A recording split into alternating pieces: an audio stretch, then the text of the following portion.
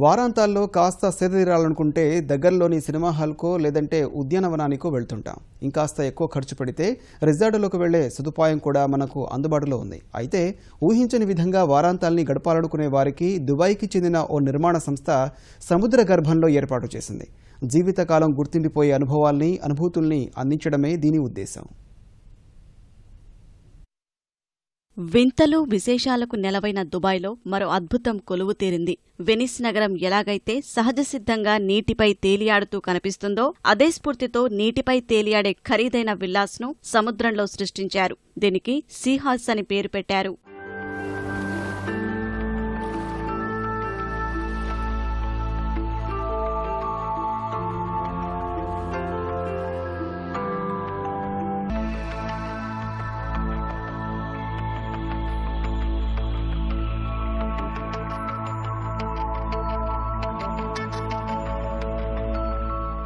భూమి ఆకారంలో ఉండే ద్వీప సముదాయం నిర్మించే యోచనతో ది ఎర్త్ అనే ప్రాజెక్టుకు శ్రీకారం చుట్టారు. ఇందులో భాగంగా సీ హార్స్ భవంతుల్ని నిర్మిస్తున్నారు.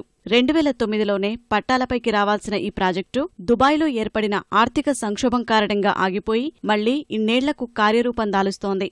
ఒక్కో విల్లాను నిర్మించడానికి దాదాపు 300 మంది 6 నెలల పాటు కష్టపడ్డారు. ప్రస్తుతానికి 10 అత్యాధునిక విల్లాల నిర్మాణం పూర్తి చేశారు.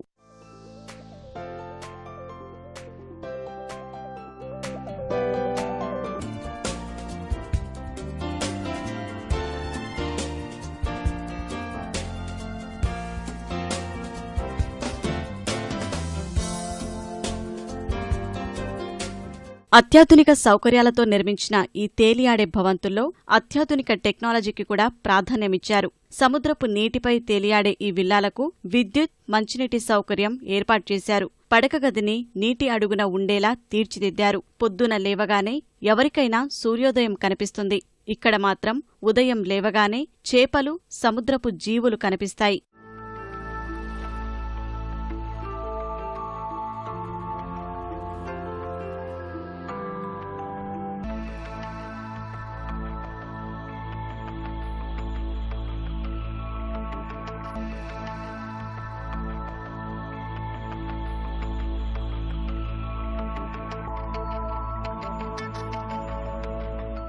నీటిపై తేలియాడే ఈ ఒక్కో భవంతి బరువు 240 టన్నులు.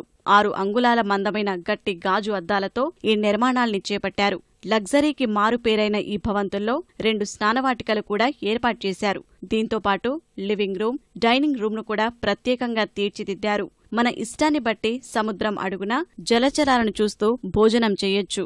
లేదంటే నీటిపై తేలియాడుతూ చుట్టూ సముద్రాన్ని చూస్తూ భోజనం చేసే సౌకర్యం కూడా ఉంది. దుబాయ్ సముద్ర ప్రాంతంలో ఏకంగా 300 ద్వీపాలు ఉన్నాయి. వీటిలో ప్రస్తుతానికి 50 ద్వీపాల్లో ఈ తేలియాడే నగరాల్ని నిర్మించడానికి ప్రణాళికలు సిద్ధం చేశారు. ది ఎర్త్ ప్రాజెక్టుతో పాటు ది హార్ట్ ఆఫ్ యూరోప్ పేరుతో మరో అత్యాధునిక నగరాన్ని కూడా ఈ ద్వీప సముదాయంలో నిర్మించడానికి ప్రణాళిక సిద్ధం చేశారు. ఇందులో షాపింగ్ మాల్స్, సినిమా హాళ్లు, రిసార్టులు, క్రీడా మైదానాలు అన్నీ ఏర్పాటు చేస్తారు. ఇవి మాత్రమే కాకుండా బయట వాతావరణానికి అనుగుణంగా ఉష్ణోగ్రతలను నియంత్రించే అత్యాధునిక పరిజ్ఞానాన్ని కూడా ఉపయోగిస్తున్నారు.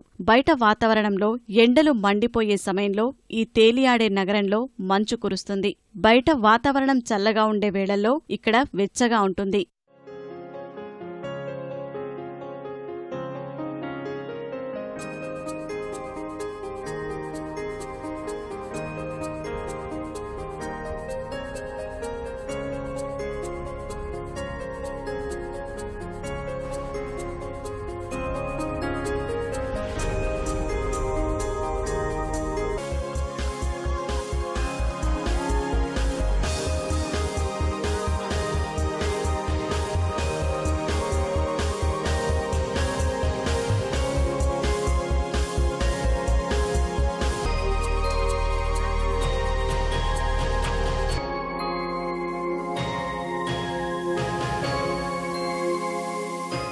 ఒక్క సీ హాల్స్ నిర్మాణానికి దాదాపు 21 కోట్ల రూపాయలు ఖర్చు చేస్తున్నారు.